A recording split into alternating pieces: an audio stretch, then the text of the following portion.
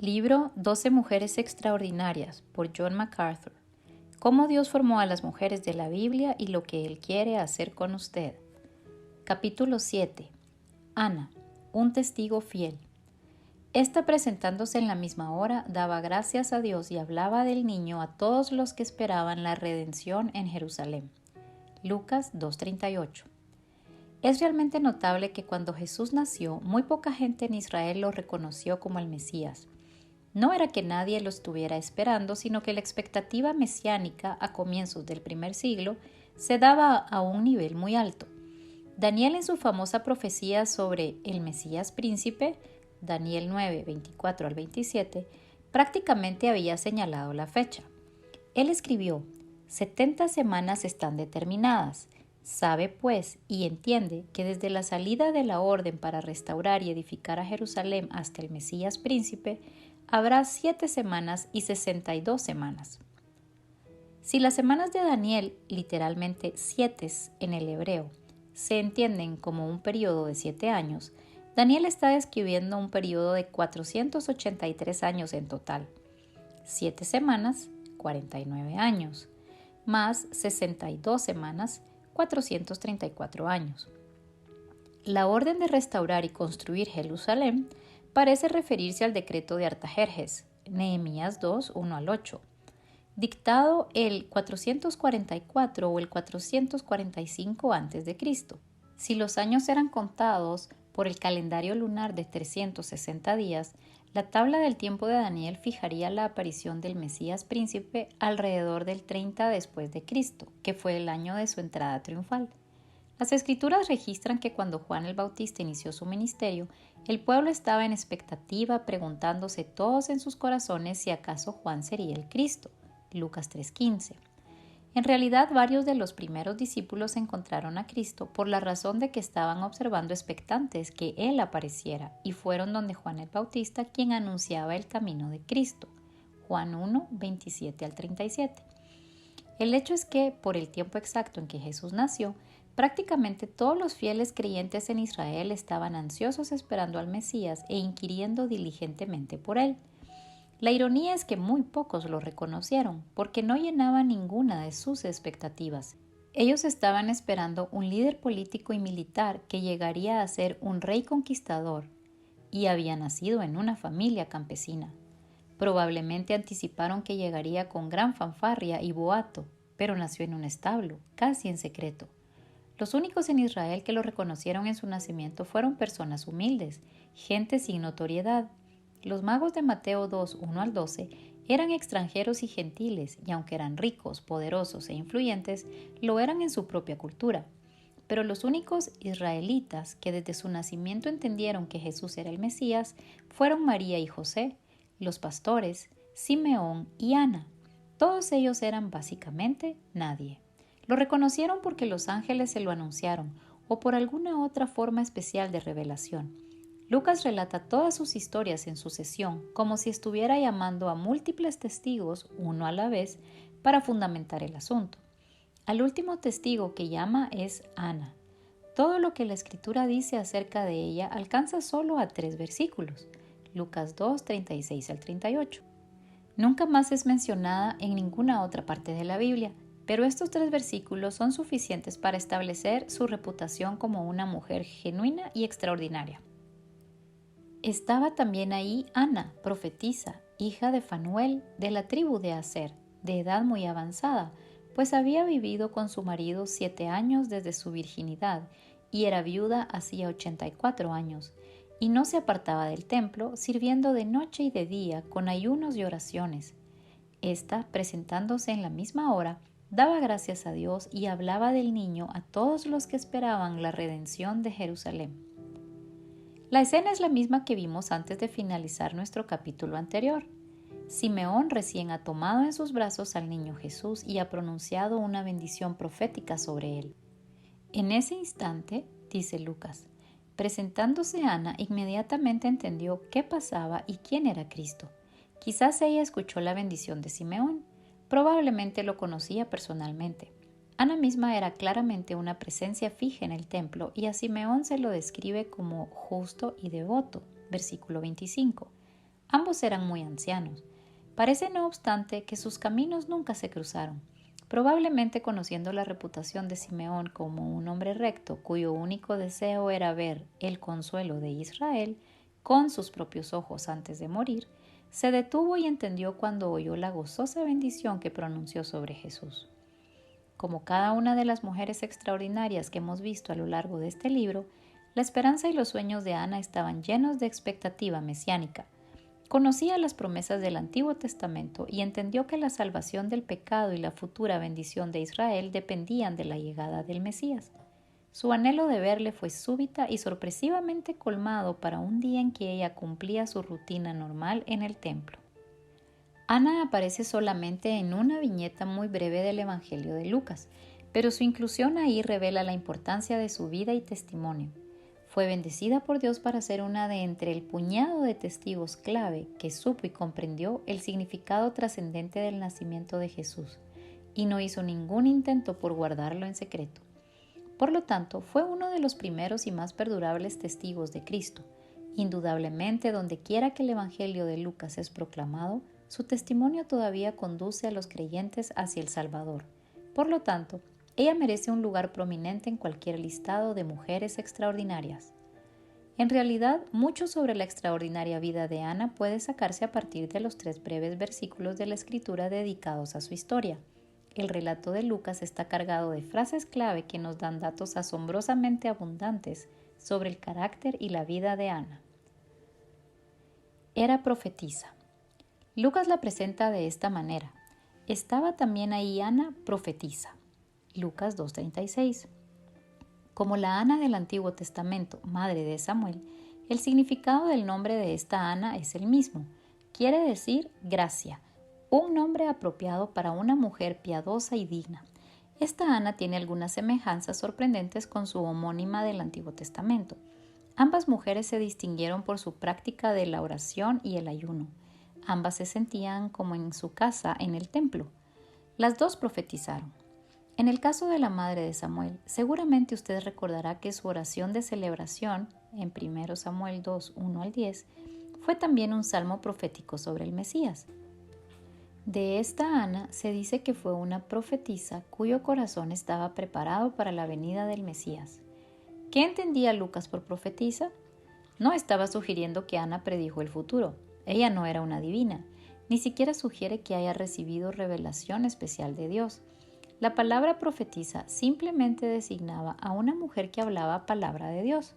Cualquier predicador que declare fielmente la palabra de Dios puede ser llamado profeta en el sentido bíblico general, y una profetisa sería una mujer excepcionalmente dedicada a proclamar la palabra de Dios. Ana podría haber sido una maestra del Antiguo Testamento para otras mujeres, o podría haber tenido simplemente un ministerio privado en el templo, ofreciendo palabras de aliento e instrucción sobre las escrituras hebreas a otras mujeres que asistieran al culto. Nada indica que fuera una fuente de revelación o que alguna revelación especial haya venido de ella directamente. Incluso su convicción de que Jesús era el Mesías parecía venir de la revelación dada a Simeón y que ella alcanzó a oír. No obstante, es llamada profetisa porque tenía el hábito de proclamar la verdad de la palabra de Dios a otros. Este talento para proclamar la verdad de Dios jugó finalmente un papel muy importante en el ministerio, por el cual todavía se la recuerda. En todo el Antiguo Testamento, de solamente 5 mujeres se habla como profetisas. La primera es María, la hermana de Moisés, identificada como tal en Éxodo 15:20, donde dirige a las mujeres de Israel en un salmo de alabanza a Dios por haber ahogado al faraón y su ejército. El sencillo salmo de una estrofa que María cantó fue la sustancia de su única recordada profecía. Versículo 21. Desafortunadamente, el hecho que Dios haya hablado una vez a través de ella se convirtió más tarde en motivo de orgullo y rebelión. Números 12, 1 y 2. Por lo cual el Señor tuvo que disciplinarla mortificándola temporalmente con la lepra. Versículos 9 al 15. En Jueces 4:4 se nos presenta la segunda mujer del Antiguo Testamento designada como profetisa. Débora, profetisa, mujer de Lapidot. Jueces 4:4. Débora era la única mujer entre el variado conjunto de jueces que guió al pueblo judío antes de que la monarquía se estableciera en Israel. A decir verdad, es la única mujer en toda la Escritura que ejerció esa clase de liderazgo y fue bendecida por ello. El Señor pareció levantarla como un reproche a los hombres de su generación que estaban paralizados por el miedo.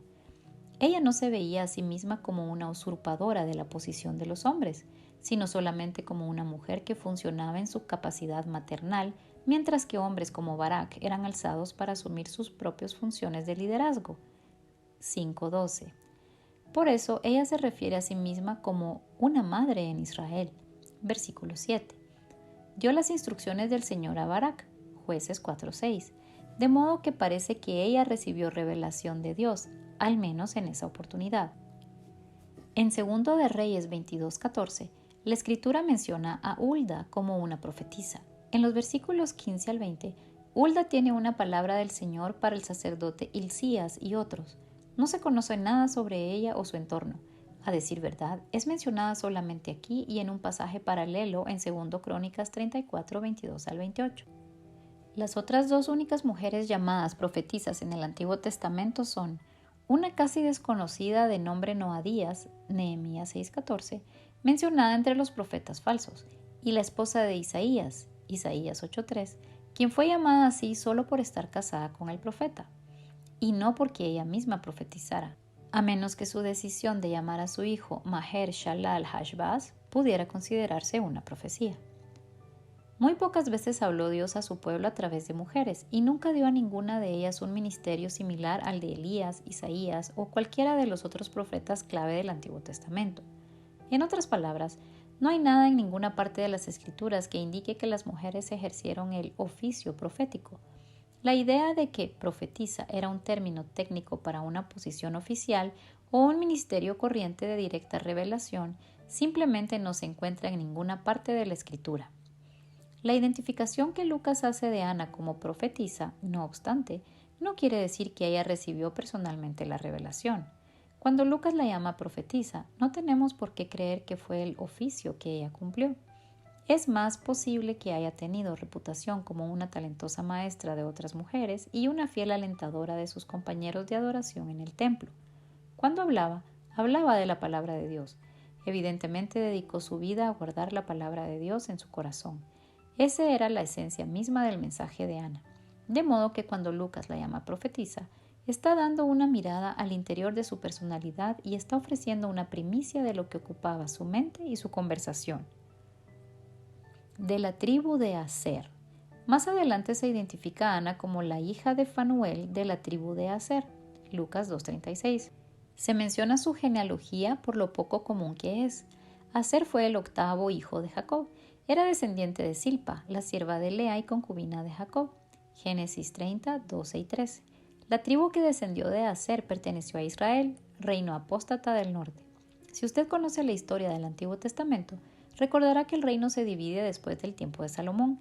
Las 10 tribus en el norte forman una nación independiente con sus propios reyes, que no eran los correctos herederos al trono de David, sino usurpadores. Desde entonces, en el Antiguo Testamento el nombre Israel es aplicado al reino apóstata del norte. El reino del sur se llamó Judá.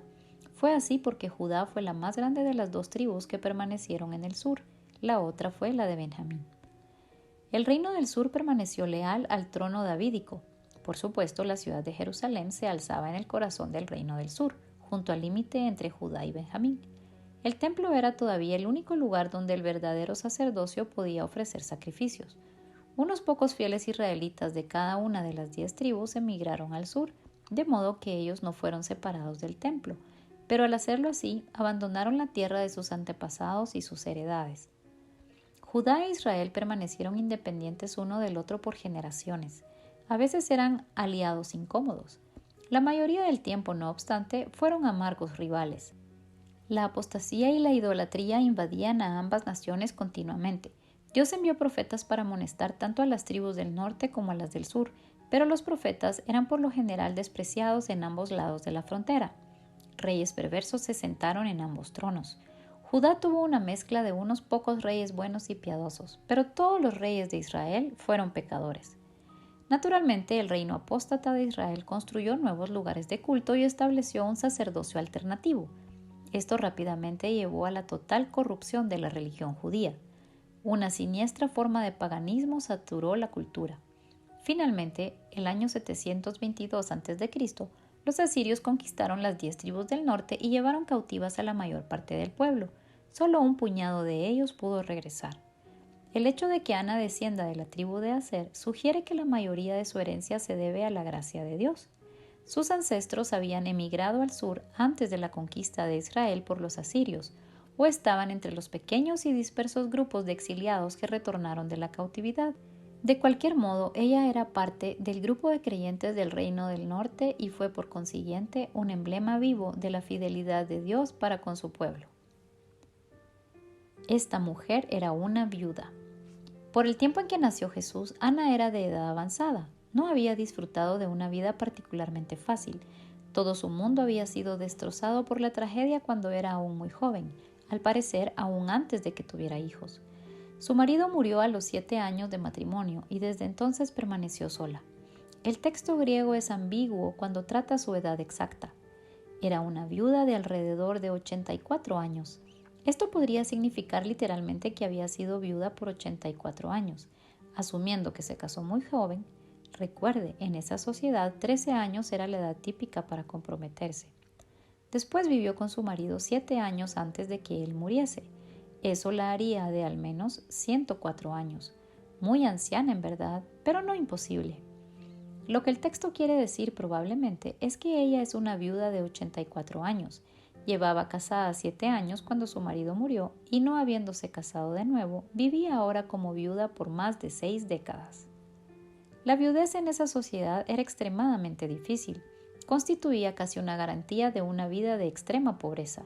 Por eso es que en la iglesia primitiva el apóstol Pablo recomienda a las viudas que vuelvan a casarse, 1 Timoteo 5:14, para que la iglesia no se viera sobrecargada con su sostenimiento. Es probable que Ana viviera de la caridad o sostenida por el remanente de la herencia de su familia. Cualquiera haya sido la forma, debe haber llevado una vida muy frugal, casta y sobria. Lucas añade que servía a Dios con ayunos y oraciones noche y día. Lucas 2:37, lo cual redondea el cuadro de la vida y ministerio de esta anciana digna y serena, que no se apartaba del templo. Lucas da otro significativo detalle acerca de Ana. No se apartaba del templo. Lucas 2:37.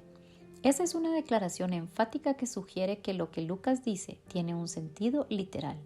Evidentemente, Ana vivía en el templo. Había algunos apartamentos en el patio exterior. Nehemías 13, 7-9. Estos eran modestos cuartos usados como lugares de habitación para los sacerdotes que vivían en el área del templo mientras cumplían con sus 2 semanas de servicio anual. Quizás a causa de su larga fidelidad, de sus obvios dones espirituales, su inalterable devoción al Señor y su constante consagración a su ministerio de oración y ayuno, los oficiales del templo le habrían dado una pequeña pieza. Ella era ahora demasiado anciana para ser empleada como guardiana, pero quizás alguna vez haya servido en esa tarea, y su espacio habitable le había sido dado de por vida. En cualquier caso, era en última instancia el Señor quien le había provisto con su gracia un lugar en su casa, y soberanamente había dispuesto cualquier acuerdo de ella con los custodios del templo. Es obvio que Ana era una mujer extraordinaria a los ojos de cualquiera que la conociera. Vivía en el más simple estilo de vida. Siempre se la podía encontrar en el templo. Era singular y completamente devota en el servicio y culto a Dios, especialmente a través de sus oraciones y ayunos. La forma de su oración, acompañada por ayunos, habla de su negación de sí misma y de su sinceridad.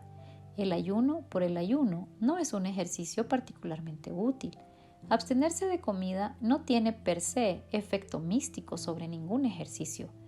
Pero el ayuno con oración permite ver un corazón tan consumido con la oración y tan ansioso por recibir las bendiciones buscadas que la persona simplemente no tiene interés en la comida. Ahí es cuando el ayuno tiene verdadero valor. Ana aparentemente había hecho esto como un hábito por 64 años o más.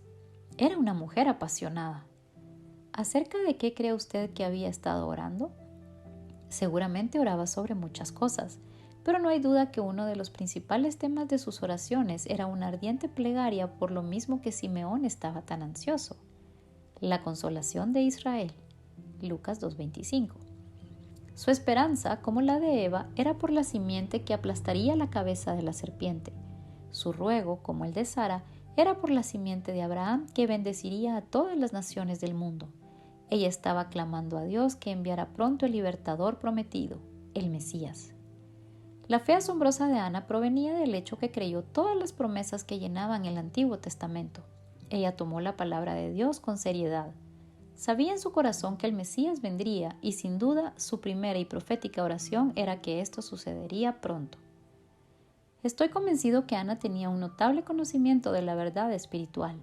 Recuerde que ella pertenecía al remanente creyente, no a la mayoría apóstata. No tenía parte en el error ni en la hipocresía que Jesús más tarde habría de desenmascarar entre los escribas y fariseos. Ella no era una participante en el sistema del cambio monetario en el templo que la indignaba. Sabía que los fariseos eran legalistas corruptos.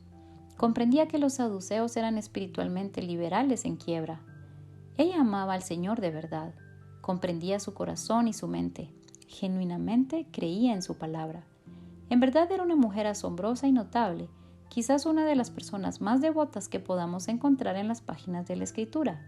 Nadie más viene a la mente que ayunara y orara fielmente por más de 60 años.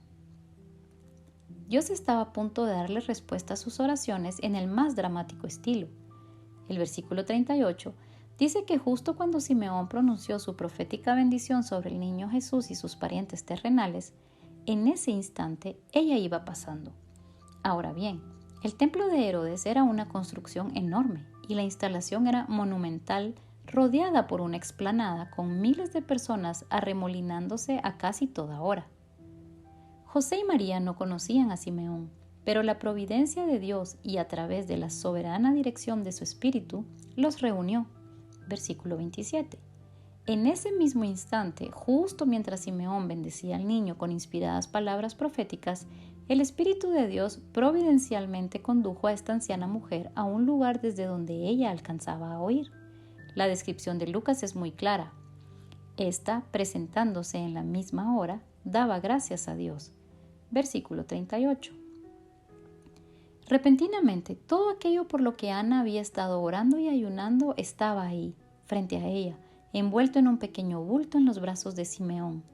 Por fe, ella supo instantáneamente que la profecía de Simeón era verdad y que Dios había respondido a sus plegarias.